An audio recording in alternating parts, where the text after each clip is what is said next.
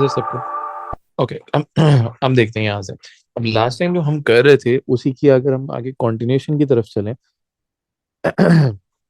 तो कुछ क्वेश्चन जो हैं वो डायग्राम के ऊपर भी आ जाते हैं। जैसे ये हमारे पास एक क्वेश्चन है जो डायग्राम के ऊपर हमें क्लियरली नजर आ रहा है। ठीक है। अब उसमें आई जे के की जो डायरेक्शन है वो क्लियरली बता रहा है कि आई इस साइड पे है, अगर आप यूं हॉरिजॉन्टली मूव करेंगे तो जे है, और अगर आप ऊपर की तरफ मूव करेंगे तो उसको हम कहते हैं के। ये तीन डायरेक्शंस हैं जो यहाँ पे वो बता रहा है। और ये साइड पे उसने वैल्यूज भी लिख लिख के दी हुई है, 26 8 आपको नजर आ रही होंगी। इसका मतलब ये है कि अगर मैं ओ से लेके डी यानी इस वेक्टर की बात करता हूँ फॉर एग्जांपल, अब ओ जो था वो मिड पॉइंट था, तो अगर इस साइड पे लेंथ 6 लिखी हुई है तो ये लेंथ भी होगी 6 आई विद इट्स डायरेक्शन या वेक्टर। ये बात समझ आती है कि नहीं? जी सर। ओके। पहले पार्ट में अब आप देखो, वो कहते हैं कि आपने जो फाइंड करना है वो P to A find out करना है। This is the vector that you are suppose to find out. मैं यूं करके लाइन बना लेता हूँ। अब आपने देखना है कि how you can go from P to A. आपका गोल ये है कि अब आपने फिगर आउट ये करना है कि पी से ए पे आप जा कैसे सकते हो।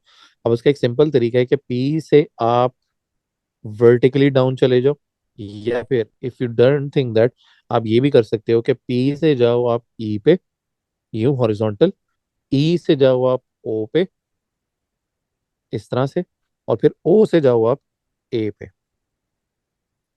तो एरोस की डायरेक्शन यहाँ पे इंपॉर्टेंट है, यूं, यूं और यूं। ठीक है। तो अब आपने इसको ध्यान से, इसीलिए उसको इस तरह से आपने मार्क करके देना है। ठीक है। तो यहाँ जो मैं आपसे पहले पार्ट में आप क्वेश्चन कहते हैं कि that you are suppose to find P A, तो आप उसे कहते हो कि पी से आप जाओगे ई पे, ई से आप जाओगे ओ पे, और ओ से आप चले जाओगे ए पे। अब ये नहीं है कि this is the only way कि जिससे आप पी से ए जा सकते हो। There are multiple ways. तो इररिस्पेक्टिव आप जोन से भी रूट सेलेक्ट करते हो, आपका फाइनल आंसर जो होता है वो सेम होता है irrespective of the route. Okay बेटा, अब पी से ई की बात करें तो हमें लेंथ तो नजर आ रही है 8, बट डायरेक्शन की बात करें तो याद रखो अगर आप इस साइड पे जाओगे तो डायरेक्शन पॉजिटिव जे है। तो इस तरह जब हम यहाँ वापस आ रहे हैं तो ये वैल्यू होनी चाहिए आपकी -8 जे। तो पहली वैल्यू होगी -8 जे। उसके बाद आप दूसरी देखो के की डायरेक्शन, सेकंड, कि आपके पास के की डायरेक्शन है।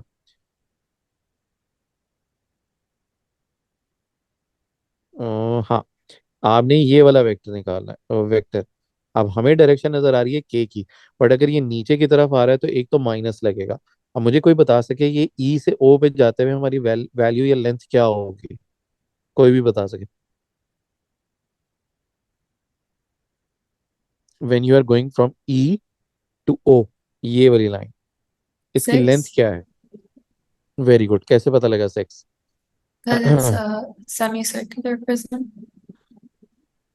तो उससे फिर क्या होता है अगर सेमी Like the सर्कुलर है तो? radius is same throughout, and it's exactly, 6. Radius was actually the word I was looking for. ये लेंथ हमारी रेडियस है, ओ टू ई। तो अब रेडियस देखो, इस साइड पे ये 6 था, इस साइड पे भी 6 है, तो ऊपर की साइड पे भी ये 6 होगा। तो आप इसे लिखोगे -6 के, सॉरी जे लिख रहा हूँ मैं। आप इसको लिखना है -6 के। और इसी तरह आई की डायरेक्शन देखें तो ओ से आप ए की तरफ जा रहे हो बैकवर्ड्स, तो ये होगा -6 आई। अगर इसको ऑर्डर से लिखना है तो आप लिख लो, ऑर्डर का मतलब है कि आई पहले फिर जे फिर के। तो -6 आई -8 जे -6 के। ये है हमारा पी से ए का वेक्टर। ठीक हो गया। अब इसी तरह सेम चीज है, मैं लाइंस ये प्रीवियस लाइंस रेस कर रहा हूँ ताकि आपको अगली के लिए आप इजीली बता सको। अब आपने जाना है P to N. Okay, N अगर आप पढ़ लो क्वेश्चन के अंदर तो एन के बारे में भी उसने कुछ बताया हुआ था कि and mid point of D C is N. मैं यहाँ अंडरलाइन कर देता हूँ, ये लिखा हुआ है mid point of D C is N. तो इसका मतलब है ये लेंथ भी 10 है और ये लेंथ भी 10 है। तो पी से अगर आप जाना चाहते हो तो हम पी से ई चले जाते हैं, ई से ओ चले जाते हैं, ओ से डी चले जाते हैं, और डी से हम चले जाते हैं एन। ये एक रूट है जाने का। अगर आप किसी और रूट से जाना चाहते हो that is also absolutely fine.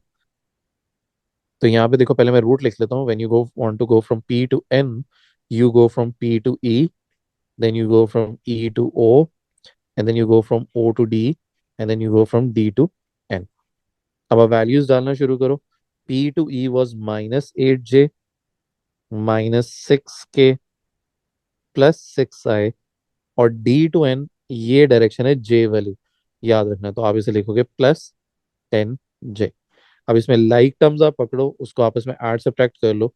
जैसे 6 आए तो कुछ नहीं होगा, -8 + 10 +2j, और एंड पे आ जाएगा -6k।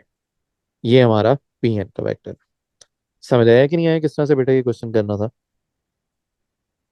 जी सर। ओके। इसके बाद लास्ट पार्ट में वो कहता है कि आपने स्केलर प्रोडक्ट फाइंड करना है of A P, scalar product find करना है to find the angle of A P N. अब ऊपर आपको डायग्राम देखने की जरूरत नहीं है, मैंने लास्ट टाइम भी बताया था। हम इन 3 लेटर्स के ऊपर फोकस करेंगे। आप इसको इमेजिन कर लो कि ये आपके पास यूं करके एक ट्राइंगल है, ठीक है। अब ए पी एन कह रहा है तो मैं इसको यूं लिख लेता हूँ, ए पी एन। इसमें जो हमारा फोकस होना चाहिए वो पी वाला एंगल होना चाहिए। अब वेक्टर्स आपको याद होगा कि डायरेक्शन जो होती है वो या तो डाइवर्ज करेंगे फ्रॉम द पॉइंट या मर्ज करेंगे टुवर्ड्स द पॉइंट। तो अगर आप अपने वेक्टर्स देखो जो आप प्रीवियस पार्ट में निकाल चुके हो, P to A and P to N, तो ये वाला ज्यादा बेहतर रहेगा क्योंकि ये वेक्टर्स आप ऑलरेडी निकाल चुके हो, यानी डाइवर्ज कर रहे हैं पी वाले पॉइंट से। तो जब आप इसका डॉट प्रोडक्ट लोगे तो आप लिखोगे P A.P.N is equal to P A का मॉडुलस, फिर P N का modulus, and then you do cos theta. अब बजाय कि सारी चीजें अगर आप एक लाइन में लिखना चाहते हो that is also absolutely fine, अगर आप अलग-अलग निकालना चाहते हो that is also absolutely fine. तो मैं आप जो कुछ जैसे ठीक लगता है आप लिख लो। पी ए का जो वेक्टर है दैट इज -6 -8 -6। इसी तरह पी एन का वेक्टर है 6 2 एंड -6। अब इसी तरह इनके मॉडुलस भी ले लेते हैं, -6 का स्क्वायर प्लस -8 का स्क्वायर प्लस -6 का स्क्वायर। इसी तरह आपका दूसरा मॉडुलस लेंगे तो वो भी 6 का स्क्वायर +2 का स्क्वायर प्लस -6 का स्क्वायर, डॉट कॉस थीटा। अब आप इसको थोड़ा सा सॉल्व कर लें। -6 × 6 -36, -8 × 2 -16, -6 × -6 +36 इज इक्वल टू। अब इस वाले पोर्शन को भी आप सॉल्व करते हो और मुझे बताते हो क्या आता है। 36 + 64 इज 100, एंड 100 + 36 इज 136।